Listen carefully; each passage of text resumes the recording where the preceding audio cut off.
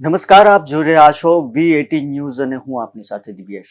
આજે આપણે વાત કરવાના છીએ એક એવા મુદ્દા પર જે દરેક ઘરમાં ચર્ચાનો વિષય બની ગયો છે. છેલ્લા એક મહિનામાં ગુજરાતમાંથી આવેલા ક્રાઇમના સમાચાર ચોંકાવનારા છે. ક્યાંક કરોડો રૂપિયાની સાયબર છેતરપિંડી તો ક્યાંક નાની બાબતમાં લોહિયાળ હિંસા. હવે પ્રશ્ન એ નથી કે ક્રાઇમ થયો છે, પ્રશ્ન એ છે કે ક્રાઇમનું સ્વરૂપ બદલાઈ રહ્યું છે.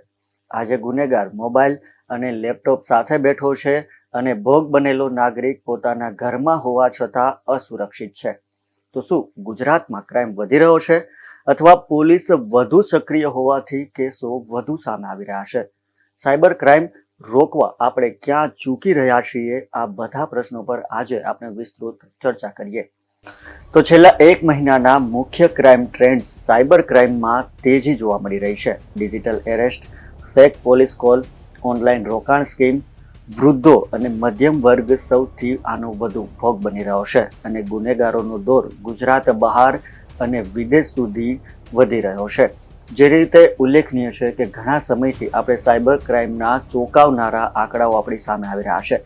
ડિજિટલ એરેસ્ટ હોય કે ફેક પોલીસ કોલ હોય અથવા તો ઓનલાઈન રોકાણ સ્કેમ પણ સતત વધી રહ્યા છે અને પોલીસ દ્વારા પણ આવા ગુનેગારોને ડામવાની પ્રયાસ અધિકતમ ચાલી રહ્યા છે. ટેકનોલોજી પણ વધી રહી છે, પરંતુ જેમ જેમ ટેકનોલોજીનો વપરાશ વધી રહ્યો છે તેવી જ રીતે લોકો સાયબર ગુનાનો ભોગ પણ એટલા જ વધુ બની રહ્યા છે. તો ઘણા આવા મુદ્દાઓ છે જેના ઉપર આપણે ચર્ચા કરવા જઈ રહ્યા છે. સામાન્ય ઝઘડાઓમાંથી જે ગંભીર હિંસાઓ થઈ રહી છે તે પણ વધી રહ્યું છે.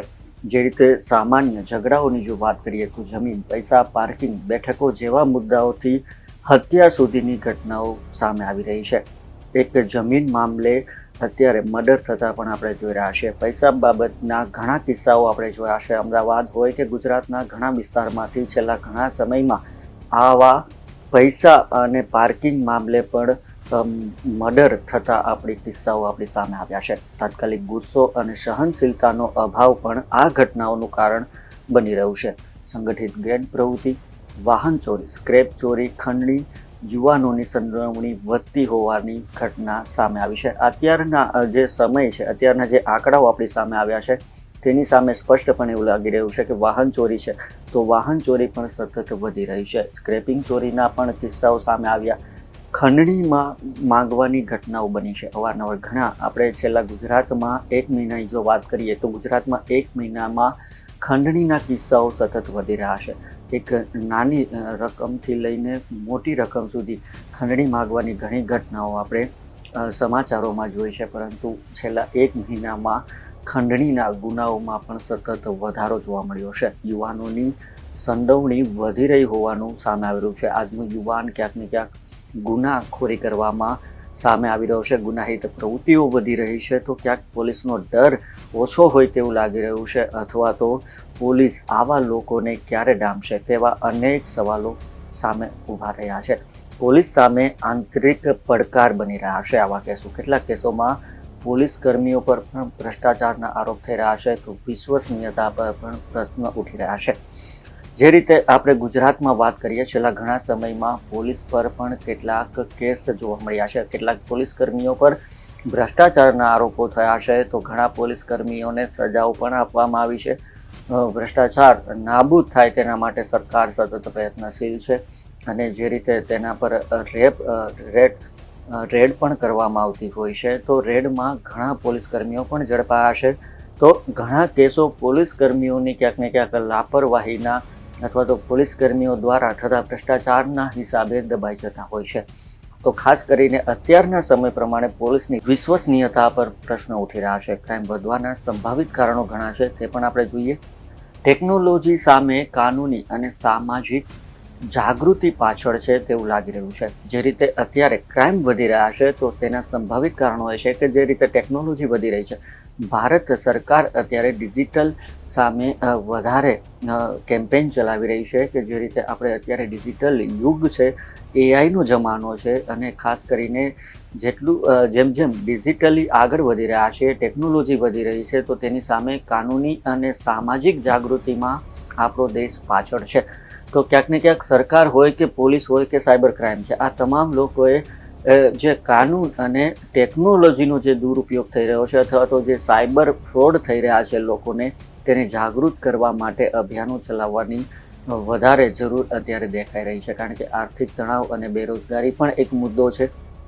જે રીતે અત્યારે આપણે જોઈ રહ્યા છીએ કે જે ગુનાહિત પ્રવૃત્તિઓ થઈ રહી છે તેનું એક કારણ આર્થિક તણાવ અથવા તો બેરોજગારી હોવાનું પણ સામે આવી રહ્યું છે. કારણ કે જે રીતે છેલ્લા ઘણા સમયથી આપણે જોઈ રહ્યા છીએ કે બેરોજગારીનો દર સતત વધી રહ્યો છે, રોજગારી છીનવાઈ રહી છે અને તેના લીધે પણ આવા ચોરી ચકારીના બનાવો વધી રહ્યા છે. અને જે યુવાન કાનૂન કહી શકાય કે ગુનાખોરી પ્રવૃત્તિઓ કરતા ડરતો નથી, તેનું મુખ્ય કારણ આ પણ સામે આવી રહ્યું છે. નશીલા પદાર્થોથી વધતી અસર તે પણ એક મુદ્દો કહી શકાય. કારણ કે જે રીતે નશીલા પદાર્થોનું સેવન પણ વધી રહ્યું છે ગુજરાતમાં, જે રીતે આપણે જોયું ડ્રગ્સથી લઈને ભ્રષ્ટાચાર, જે રીતે ભ્રષ્ટાચાર છે તેની સામે ડ્રગ્સ, દારૂનું પણ એટલું જ પકડાઈ રહ્યા છે, તેના કેસો સામે આવી રહ્યા છે. તો આ જે પદાર્થોના સેવનો થઈ રહ્યા છે તેના હિસાબે પણ ક્યાંક ને ક્યાંક લોકોની મનોવૃત્તિ બદલી રહી છે અને તેના હિસાબે આજનો યુવક ગુનાખોરી બાજુ ઝડપથી જઈ રહ્યો છે. ઝડપથી પૈસા કમાવાની એક માનસિકતા છે તે પણ તેનું કારણ છે. કારણ કે આજે લોકોને બની શકે કે ઝડપથી પૈસા કમાવાની એક લાલચ છે અને આ લાલચના હિસાબે લોકો ક્રાઇમ કરવા માટે પણ ડરતા નથી અને ક્યાંક એવું પગલું ભરી બેસે છે કે તેનો પછતાવો તેમને આખી જિંદગી કરવો પડતો હોય છે. કાયદાનો ડર ઘટવો, પોલીસ અને સરકારની ભૂમિકા. મેઇન મહત્વની વાત એ છે કે કાયદાનો જે ડર છે તે ઘટી રહ્યો છે. કારણ કે આજે આપણા જે દેશમાં કાયદો અને નિયમો બનાવવામાં આવ્યા છે, પરંતુ ઘણા કાયદાઓ એવા પણ છે કે જેમાં આરોપી ખુલ્લે આમ છૂટી જતો આપણે જોઈ રહ્યા છે. આપણે ઘણી જગ્યાએ આપણી આજુબાજુમાં પણ આપણે વાતો કરતા હોય છે કે કોઈ પણ આરોપી છે તે આરોપી બની શકે કોઈ વ્યક્તિના પ્રેશરથી અથવા તો કોઈ વ્યક્તિના દબાવથી તે જલ્દી છૂટી જતો હોય છે અને એક વખત તે છૂટી જાય છે તો તેના માટે જે કાયદો તોડવો અથવા તો જે કાયદાનો ડર હોય છે તે ઓછો થાય છે અને તેના હિસાબે તે ફરીથી બીજી વખત પણ એ જ ગુનો કરવા માટે જરા પણ અચકાતો નથી. અને ક્યાંક આ પણ એક કારણ છે કે તે ગુનેખોરી વધી રહી છે. હવે આ તમામ મુદ્દાઓ પર પોલીસ અને સરકારની શું ભૂમિકા છે તેના ઉપર આપણે વાત કરીએ. જો સકારાત્મક બાબતો ઉપર વાત કરીએ તો સાયબર સેલ અને ક્રાઇમ બ્રાન્ચ સક્રિય છે. ગેંગ અને મોટા સ્કેમ પણ જે વધી રહ્યા છે તેમાં ઝડપથી ધરપકડો થઈ રહી છે. ગંભીર કેસોમાં ફાસ્ટ ટ્રેક કાર્યવાહી થઈ રહી છે. તો જે રીતે ગુનાખોરી વધી રહી છે સામે સામે પોલીસ પણ પોતાની કામગીરી મહત્વની ભૂમિકા બજાવી રહી છે. જે રીતે સાયબર સેલની વાત કરીએ અને ક્રાઇમ બ્રાન્ચની વાત કરીએ તો સાયબર સેલ અને ક્રાઇમ બ્રાન્ચ સતત સક્રિય છે. ઘણા કેસો આપણે જોયા છે કે તેમાં તેમને મોટી સફળતાઓ પણ હાથ લાગેલી છે. જે રીતે ક્રાઇમ બ્રાન્ચની વાત કરવામાં આવે તો ક્રાઇમ બ્રાન્ચ દ્વારા અનેક મોટી ઘટનાઓ જે છેલ્લા આપણે 1 મહિનામાં જોઈ છે કે ઘણા આરોપીઓને પણ પકડવામાં આવ્યા છે અને સાયબર ક્રાઇમ સેલ દ્વારા પણ મોટા ડિજિટલ એરેસ્ટથી લઈને ઘણા ઘટસ્ફોટ કરવામાં આવ્યા છે અને આરોપીઓને ઝડપીને તેને જેલના હવાલે કરવામાં આવ્યા છે. ગેંગ અને મોટા સ્કેમમાં ઝડપી ધરપકડો થઈ રહી છે. જે રીતે ગેંગ સક્રિય થઈ છે, ગાંધીનગર છે, અમદાવાદ છે, ઘણી જગ્યાએથી આવા મોટા સ્કેમની ઘટસ્ફોટ થયા છેલ્લા 1 મહિનામાં અને ઘણી ગેંગના આરોપીઓની પણ ધરપકડો કરવામાં આવી છે. ગંભીર કેસોમાં ફાસ્ટ ટ્રેક કાર્યવાહી પણ થતી આપણે નજરે જોઈ છે. તો જે રીતે ગુનાખોરી વધી રહી છે તેની સામે પોલીસ પણ એટલી જ સક્રિય છે અને પોલીસની મહત્વની ભૂમિકા અહીંયા જોવા મળી રહી છે. હવે સાયબર ક્રાઇમમાં ટેકનિકલ ક્ષમતાનો અભાવ થોડોક અંશે જોવા મળી રહ્યો છે.